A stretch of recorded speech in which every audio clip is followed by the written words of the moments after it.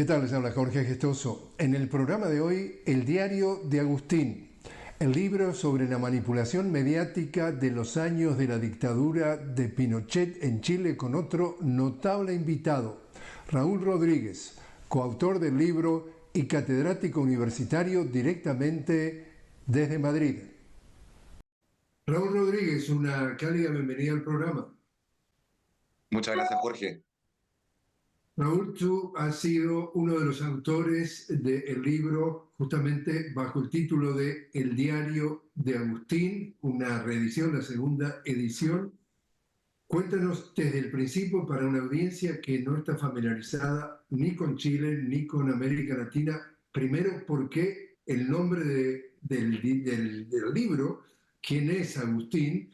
Y después, ¿por qué esta nueva reedición? Cuéntanos un poco qué hay detrás. Bueno, gracias, Jorge, y un saludo a toda la audiencia que nos está viendo y escuchando. Claro, el diario de Agustín se refiere a Agustín Eduard Itzman, que es el propietario de la cadena El Mercurio, ya fallecido hace pocos años. Y él, Habla de diarios, perdón. claro, exactamente, él es propietario de la cadena del Mercurio, que compone tres diarios: El Mercurio de Santiago, eh, Las Últimas Noticias, y La Segunda, y una serie de diarios regionales, por ejemplo, entre ellos El Mercurio de Valparaíso. Es un diario centenario con un enfoque conservador de derecha, y que durante la dictadura de Augusto Pinochet entre el año 1973 y 1990 fue el diario oficialista. Era un diario pro gobierno, era un diario que apoyó las acciones golpistas de Estados Unidos. De hecho, Agustín Edwards, al día siguiente que fue electo el presidente Salvador Allende, y que luego fue ratificado por el Congreso en el año 70, él viajó a Estados Unidos para reunirse con Henry Kissinger y poder tener de primera mano una opción de poder conversar con Richard Nixon y pedirle la intervención de Estados Unidos para evitar el ascenso del presidente Allende. Lamentablemente eso no ocurrió, y luego de eso comenzaron todas las acciones golpistas, en cuales una de ellas fue financiar a este diario para poder, obviamente, acometer una cobertura noticiosa que pusiese en entredicho las acciones del gobierno y sus planes económicos, que finalmente apuntaban, obviamente, a un modelo mixto de sociedad, es decir, a un modelo que se acercara al socialismo. Era una situación inédita en América Latina luego del triunfo de la Revolución Cubana. Y por ello, el gobierno de Estados Unidos decidió entrometerse en el caso chileno, financiando a la oposición política y financiando también a este diario. Entonces, por lo tanto, cuando vino el golpe de Estado, el 11 de septiembre de 1973, este diario obviamente era un diario amigo del gobierno, era un diario pro gobierno, y por lo tanto se limitó durante gran parte de la dictadura a poder ser un canal oficial de las comunicaciones del gobierno, donde no había mayor posibilidad, primero, de investigar, pero tampoco había un trabajo de contrastar fuentes, es decir, era una voz oficialista del gobierno. Y por lo tanto, uno de los grandes temas que de una u otra forma están presentes en el libro tiene que ver con las coberturas que hizo Diario El Mercurio en distintos casos.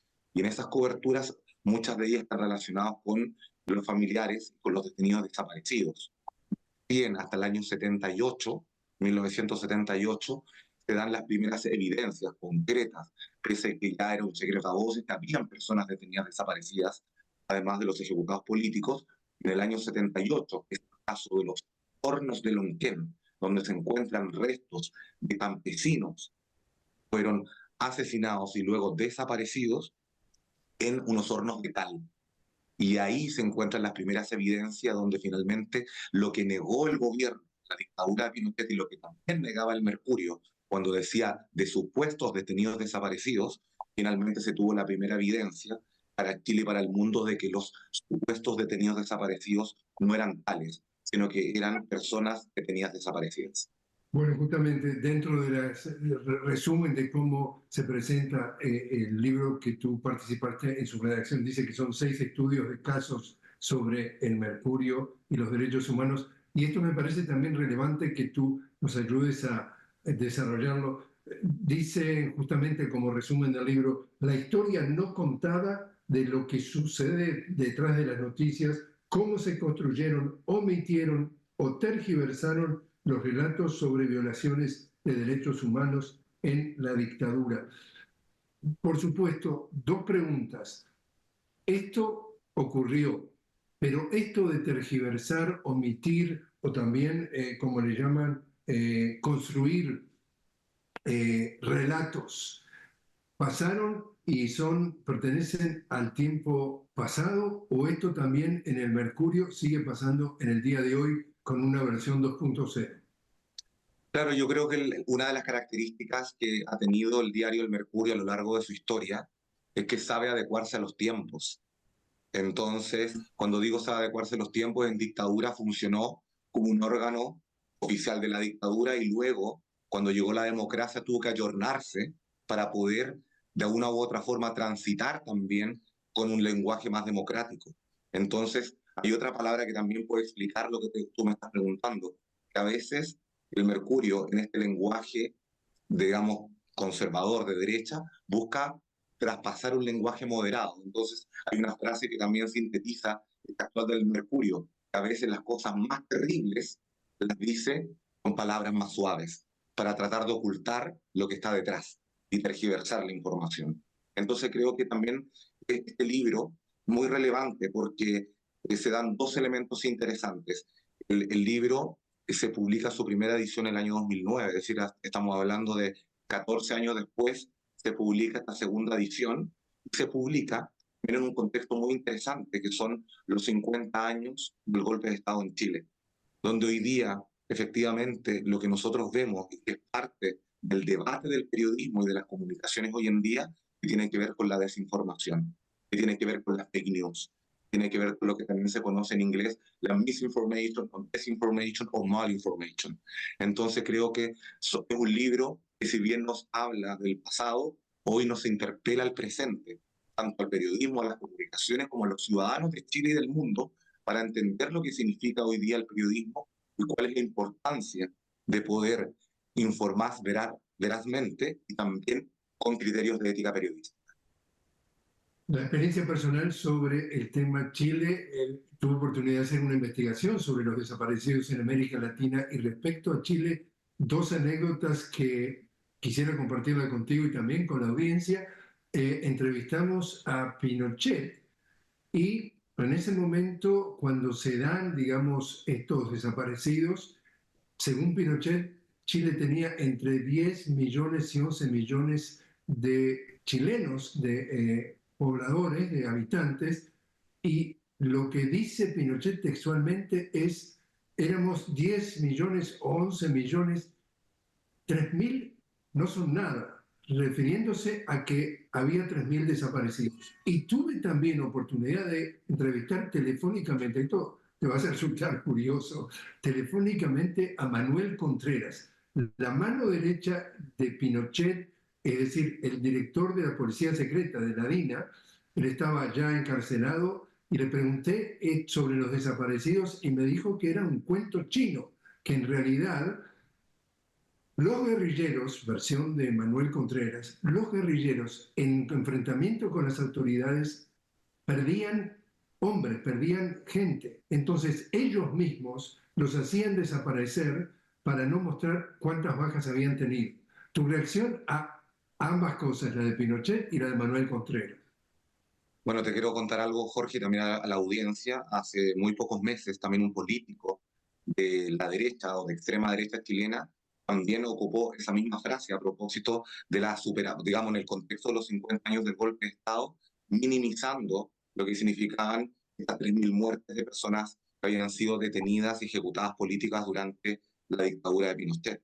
Entonces, creo hoy en día que estos libros, estas investigaciones periodísticas que contienen más de 100 entrevistas, Jorge, o sea, son 6 casos de estudios, después ya te voy a comentar el detalle de esta segunda edición, que claro, que se suma un capítulo que yo he escrito que no pudo estar en la primera edición del 2009. Entonces, estos 6 casos de estudios, con más de 100 o 150 entrevistas realizadas, finalmente vienen a hablar del valor de la democracia, sobre todo del rol que tienen los medios de comunicación para poder fomentar una cultura de los derechos humanos.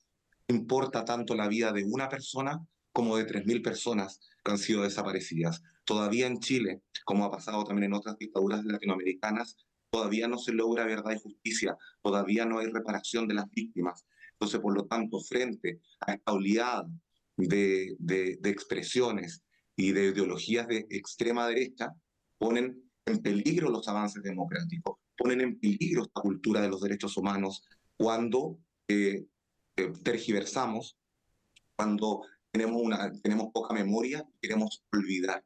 Y esas cosas efectivamente son las que hoy día, esos valores son los que no tenemos que perder. Tenemos que luchar por ello, y esta investigación y este conjunto de investigaciones contribuyen desde la comunicación y el periodismo a entender el sistema de medios y aportar efectivamente a esta cultura democrática. Cuando tú, como director de, digamos, de la Facultad de Periodismo en Chile a nivel universitario, conversas con tus alumnos, los alumnos que ya nacieron mucho después, digamos, del golpe del 73, ¿cómo reaccionan? ¿Cuánto saben? ¿Cuánto les sorprende saber todo lo que pasó? Muchísimo, yo creo que es una muy buena pregunta, Jorge, porque en la presentación que tuvimos hace algunos días del libro, de esta segunda edición, uno de los elementos que pusimos en el debate fue la importancia que tiene este libro, que está siendo usado en universidades, que está disponible en bibliotecas públicas, está disponible para la consulta de los estudiantes. Por ejemplo, ahora una colega también que ha escrito uno de los capítulos del libro, ella hace muy poco estuvo haciendo un doctorado en Inglaterra y ponía como ejemplo el diario de Agustín respecto a casos emblemáticos de desinformación de la prensa. Entonces creo que es un libro que traspasa las fronteras, sirve a los estudiantes de periodismo, pero también puede servir a otros investigadores o estudiantes para poder entender el valor del periodismo y también de las coberturas inoficiosas cuando se falta a la verdad y a la ética periodística. Raúl, te invito a hacer una pequeña pausa. Estamos hablando con Raúl Rodríguez directamente desde Madrid sobre el libro El diario de Agustín y sobre la situación en Chile. Enseguida regresamos.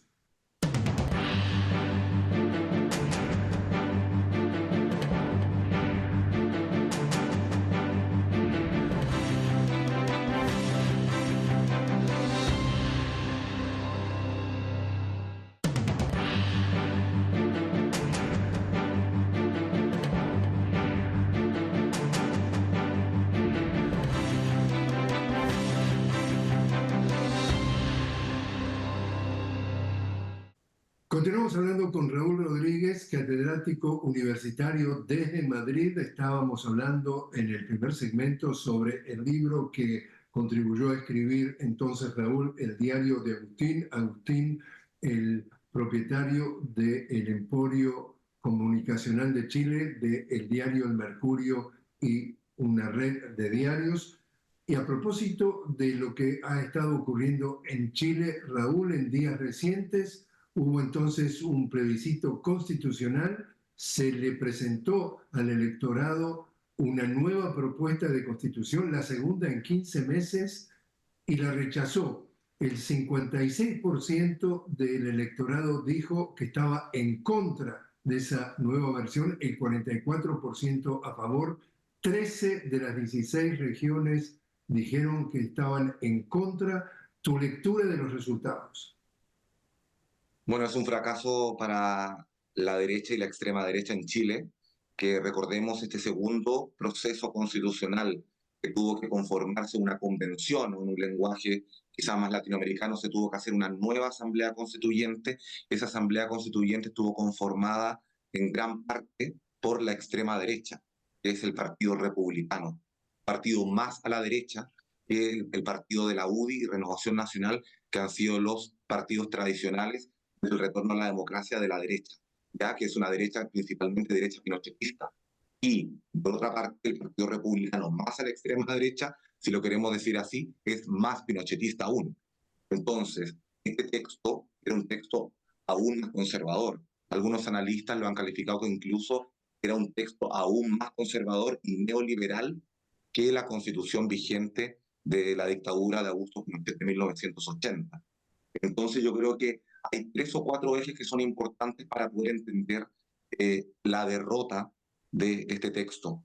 Que Chile, si bien hoy día, en términos valóricos, un país cada vez más progresista, sobre todo las nuevas generaciones, todavía el fuerte, digamos, del rango etario, digamos, entre 35 y 50 años, principalmente es de centro, ¿ya?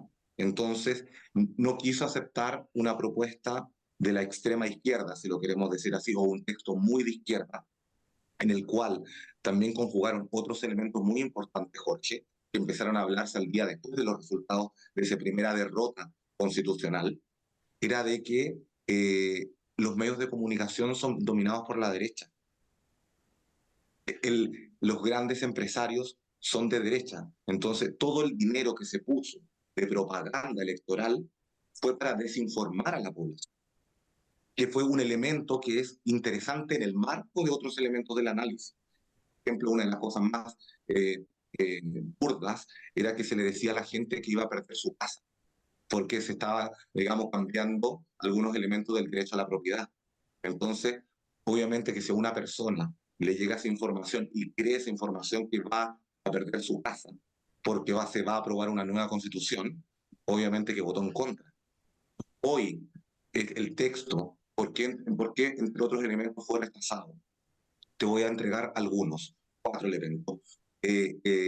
Finalmente, había menor regulación del Estado, es decir, el Estado que ya está poco presente en varias áreas productivas y económicas del país, hoy día se desregulaba más, es decir, el Estado volvía atrás en lo poco que estaba interviniendo. Por otra parte, en términos económicos, se agudizaba o se profundizaba ya un modelo neoliberal, que efectivamente es el modelo neoliberal que nos ha tenido en crisis en todos estos años del retorno a la democracia de 1990. Por otra parte, se mantenía el sistema privado de salud de ISAPRES y por otra parte se mantenía el sistema privado de pensiones o jubilaciones, que hoy día tiene empobrecido a gran parte de la población. Entre el 75% al 80% de los chilenos en edad de jubilación no alcanzan los 350 euros, que es por ahí más o menos $350. El cambio no cambia mucho. Entonces, imagínate que yo te diga que el 75-80% de los chilenos en edad de jubilarse ganan ellos. Es decir, es una carga para el Estado y una carga para sus familias. En este caso, por ejemplo, yo, la edad que tengo, mis hermanos, que estamos en la edad de los 40 años, vamos a vivir esa misma crisis, porque hasta el día de hoy no se ha cambiado el sistema de pensiones. Y otro elemento muy importante a propósito de estas generaciones, mucho más progresistas, más abiertas y liberales en lo valórico, y que también obviamente se ha dado muy fuerte en gran parte de América Latina, pero sobre todo en el Cono Sur, esta ola de movimientos feministas, que eran regresivos los derechos sexuales y reproductivos de las mujeres. Es decir, era retroceder para algunos, figurativamente era casi retroceder un siglo. Entonces, por lo tanto, esos elementos que estoy señalando creo que fueron muy importantes y determinantes para rechazar esta propuesta constitucional que fue rechazada, ¿no es cierto?, por 11,5 puntos de diferencia en favor del en contra en este caso. Justamente estamos hablando de que esto sucede bajo la presidencia del presidente Gabriel Boric y como decíamos al principio, hubo solo 15 meses de diferencia entre la primera propuesta de la Constitución y esta de los últimos días y automáticamente Boric ha dicho que se da vuelta a la página, que durante su periodo de gobierno este tema ya ha quedado, digamos, de lado. ¿Qué es del futuro? ¿Hay posibilidades de elaborar una nueva constitución y que no sea la de 1980 que se redactó bajo la dictadura de Pinochet y que, como tú mencionabas, tiene absolutamente un tono neoliberal sin duda? Por lo menos durante este gobierno no hay ninguna posibilidad.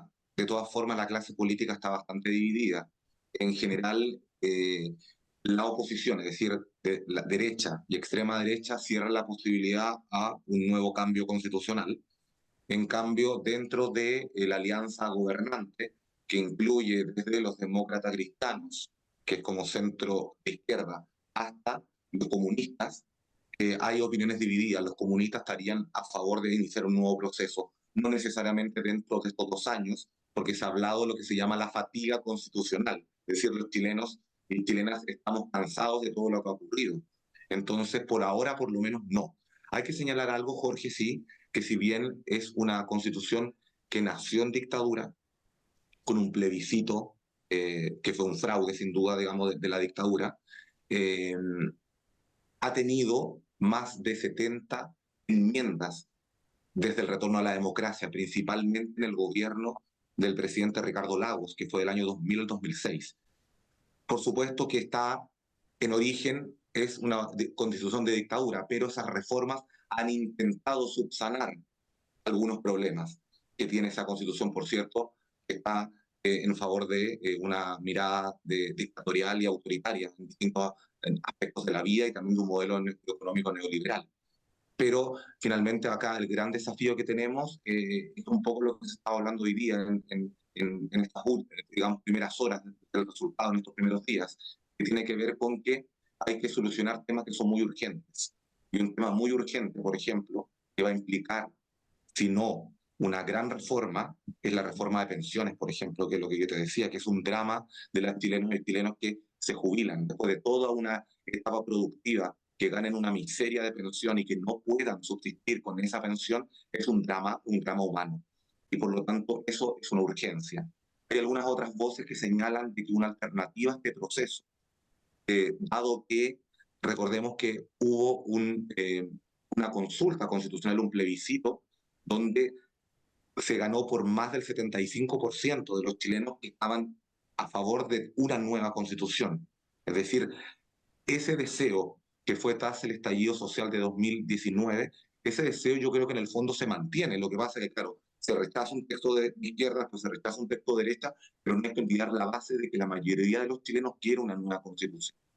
Y esa nueva constitución, una alternativa, si no es hacer las grandes reformas, es seguir la misma línea de estas enmiendas anteriores, es que se había propuesto dentro del debate de que el Ejecutivo, es decir, el gobierno de turno, que seguramente no va a ser este, mande una propuesta al Congreso, electo democráticamente, para que el Congreso elabore una nueva constitución. Esa sería una alternativa más institucional bajo los cauces actuales que no impliquen un nuevo proceso constitucional plebiscitario. Raúl, y para terminar, tu experiencia como conocedor de América Latina. Chile entonces vive una dictadura bajo Augusto Pinochet, que irónicamente había sido Salvador Allende quien lo nombró jefe del ejército, y justamente usando como escudo que controlaba con la dictadura todos los poderes y todo lo que puede llegar a ser, digamos, la protesta popular, impone un sistema de neoliberalismo puro y duro con reformas así realmente tajantes. Y vemos que acaba de llegar un presidente en la Argentina, estamos hablando de Javier Milei, que prácticamente apela al mismo recurso, a cambios drásticos de la economía. ¿Ves algún tipo de paralelismo?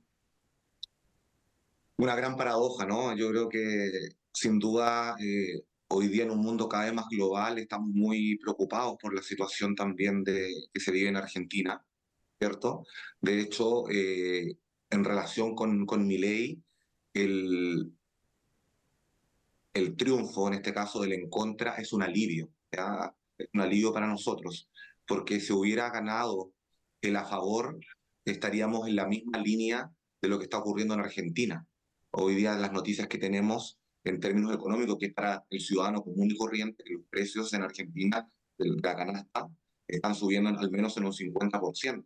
Es decir, si ya está viviendo una inflación enorme Argentina, con niveles de pobreza altísimos, el aumento del costo de la vida, sin duda, en el corto plazo, no va a ser bueno para los ciudadanos y puede ser, sin duda, una medida muy en contra del gobierno de Javier Milei. Entonces, por eso, para nosotros es un alivio. Hoy día, las caras son tristes en Chile durante todos estos días. ¿Por qué? Porque no es que estemos contentos porque haya ganado el en contra. Sin duda, es una decepción por todo lo que hemos vivido en estos años de democracia y sobre todo por la ilusión que teníamos las generaciones de 30, 40 años que no logramos las protestas en la calle cuando éramos universitarios, los cambios que queríamos y que pensábamos que con las protestas sociales del 2019 íbamos a lograr un cambio, teníamos esperanza, que a partir de los jóvenes que habían iniciado los secundarios y las protestas, teníamos las esperanzas de cambiar el modelo económico y social chileno y lamentablemente no lo logramos. Hoy día el estancamiento chileno es preocupante. Entonces solamente es un alivio respecto a lo que ocurrió en Argentina, pero vamos a ver qué ocurre en los próximos meses, en los próximos años, Jorge. Raúl, para repasar una vez más, tú has escrito parte de una nueva edición, la segunda edición del libro, El diario de Agustín. Repito, ¿de qué se trata? De la historia no contada, de lo que sucede detrás de las noticias durante la dictadura, cómo se construyeron, omitieron o tergiversaron los relatos sobre las violaciones de los derechos humanos en esa dictadura, cómo se puede hacer para obtener el libro, para tener el libro. Se pueden ingresar al LOM.cl y seguramente ya en los próximos días estará disponible en las principales tiendas online de compra de libros a nivel internacional. El diario de Agustín, segunda edición 2023, LOM Ediciones.